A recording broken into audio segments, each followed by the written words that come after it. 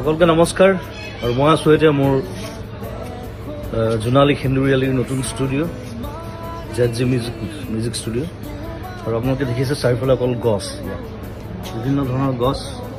মই ষ্টুডিঅ'টো বনোৱাৰ আগতে গছবিলাক লগাই লৈছোঁ আৰু এই গোটেই বছৰটো আমি ঘৰৰ ফল মূল খাইছোঁ, চব্জি খাইছোঁ ষ্টুডিঅ'ৰ, আৰু এটা সম্পূৰ্ণ গ্ৰীণ পৰিৱেশ। ঘৰটো মই গ্ৰীণ ৰাখিছোঁ সেইকাৰণে যিমান পাৰি ষ্টুডিঅ'টো। আৰু সম্প্ৰতি এটা হুলস্থুল এটা চলি আছে গছ কটাক লৈ। বিভিন্ন জেগাত দেখিছোঁ ডাঙৰ ডাঙৰ গছ কাটি দিবলগীয়া হৈছে, ৰাস্তা বনিছে, তাত কিবা বেলেগ বস্তু বনিছে। গতিকে আৰু চৰকাৰে কৈছে যে আমি গছ কাটিছোঁ যদিও আমি বিভিন্ন ঠাইত গছ ৰুইছোঁ তাক বেলেঞ্চ কৰিবৰ কাৰণে।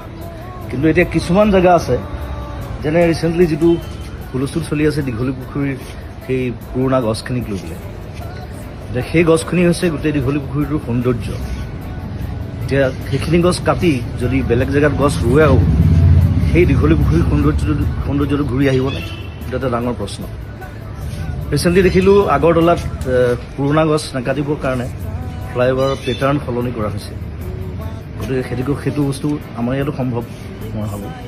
গতিকে মই চৰকাৰক আবেদন জনাইছোঁ যে যদি কিবা অপশ্যন আছে তেওঁলোকে সেই অপশ্যন গ্ৰহণ কৰক, যাতে সেই গছকেইজোপা দীঘলী পুখুৰী আমি বচাব পাৰোঁ।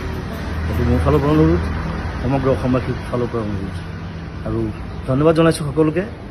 আৰু এই যিটো আমাৰ বিপ্লৱ চলিছে গছ সংৰক্ষণ, গছ বচোৱাৰ, তাত সকলোৱে সহযোগ কৰক।